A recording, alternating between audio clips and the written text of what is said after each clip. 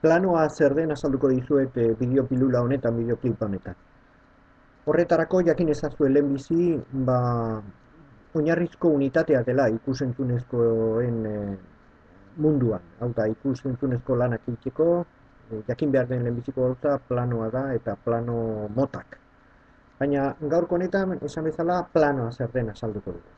Horretarako bideokamera edo telefonoa edo dena delakoa grabatzeko aparatu bat hartu behar duzue, oratu, eta behin piztu eta gero. Grabatzen hasten zareten momentutik beretik botoia sakatu arte, horixe da planoa. Egingo duzuena plano bat izango da. Hortaz, gogoratu, behin piztu eta gero. Kamera grabatzeko botoiari, kamerako grabatzeko botoiari ematen diozue, eta momentu horretatik amaitu arte, hor grabatzen duzuen guztia, denbora horretan grabatzen duzuen guztia, hori izango litzateke planoa. Horren erraza da.